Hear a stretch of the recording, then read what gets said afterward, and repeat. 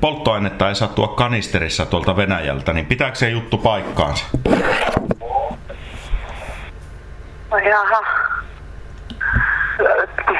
Teillä on kuulemma tolpassa joku semmoinen tulostettu teksti siellä Tullissa. Aha, olette menossa ihan pelkästään tankkaamaan vai? Me kysyin sitä asiaa, että kielletäänkö se kanisterituonti vai mikä siinä on se juttu. Onko teillä tolpassa sellainen ohjeistus? Ei saa tuoda kuulemma, joo. Kollega tuossa minä en ole tietoinen, mutta ei saa kuulemma tuoda polttoainetta kanisterissa Venäjältä, ei saa. Joo, tässä lukee nimittäin ulkoministeriön sivuillakin lukee, että ei saa tuoda petrokemian tuotteita. Niin kerrotko mulle, että miten se määritellään sakko semmoisessa tilanteessa? Annetaanko sitä sakkoa vai mitä siinä tapahtuu sitten? No, mä en nyt osaa tohon sanoa. Joo, osaisiko joku muu sanoa? Tuoda. Joo, mutta jos ei saa tuoda, niin onko siitä määrättävissä sakko vai yleinen keskustelu, että ei saa tuoda? No pikku hetki, niin mä annan tuolle meidän vuoropäällikölle. Pikku hetki.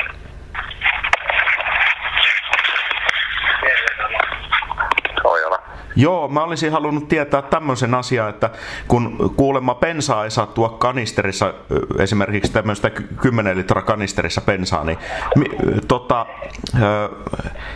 onko siitä määritelty joku sakko kenties, jos sitä tuo vai mikä siinä on se idea?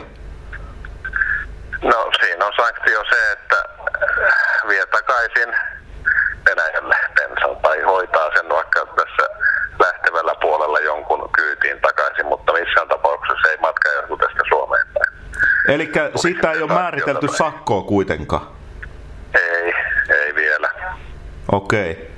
Vähän ouoksuttaa tuo juttu, että kun tuossa lukee kuitenkin, että ei saa tuoda. Tuossa teidän tolpassa ilmeisesti lukee joku teksti.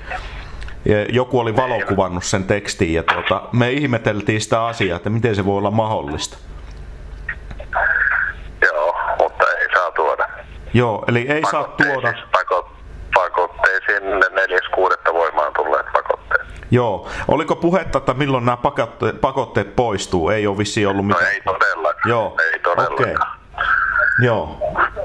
No onpas jännä systeemi. Mutta jos sellaista tavataan, sellainen kannu, niin silloin on niin kuin tällä hetkellä ainakin ohjeistuksena velvoitteena viedä se takaisin Venäjälle.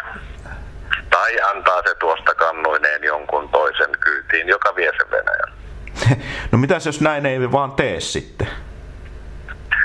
No sittenhän siinä voi olla niskottelu kyseessä, niin silloinhan voi olla sakkoasia kyllä. Miten se ihminen voidaan palauttaa Venäjälle lain mukaan, jos on suomalainen? Kai suomalainen saa tulla Suomeen.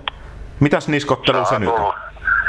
Joo, mutta jos ei kerran halua toimiakaan mitenkään esimerkiksi hoitaa sitä polttoainetta takaisin jollain kostilla, niin silloinhan se on niskottelua. No eli jos mä menen autolla takaisin sinne rajalle ja heitän vaan sen kannun Venäjän puolelle, niin asia on ok? No, en nyt tiedä onko se ok, jos se tuonne luontoon jää 10 litran kannu tai 20 litran kannu, niin onko se ok, että se on sen luonnossa? No justaan sanoit, että se pitää vaan viedä sinne takaisin, eikä sinä sitten sen kummempaa. Asia no ymmärretty. Joo, tarkoitin, että Venäjälle ihan asianmukaisesti eikä saa kaataa tietysti maahan, se on ympäristörikos. On varmasti. On vähän outo käsky kyllä takaisin, käskee suomalainen ihminen menemään ja viemään se. No, on kyllä tosi niin, outo. Taikka antaa se jonkun toisen lähtevällä puolella olevan henkilön mukaan, mikä vie se Venäjä. Niin, tai tyhjentää tankki, okei.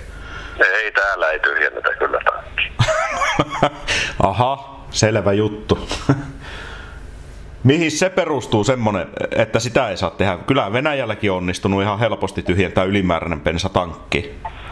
Joo, täällä pihalla ei kyllä ruveta kaatelemaan mihinkään tankkiin kannosta bensaa. Se on ihan selvä kyllä. Okei, asia selvä. No, olipa erikoinen juttu. Ei mulla muuta. Mä vähän ihmettelin vaan koko syntynyttä tilannetta. Se on tosi outoa, koska mä itsekin käynyt Venäjällä, niin mä ihmettelin jo, että onko oikeasti tämmöinen kielto olemassa. Mutta näköjään on. On. Selvä. No, kiitos teille kuitenkin. Selvä. Juu, Kiitos. juu, hei. Joo.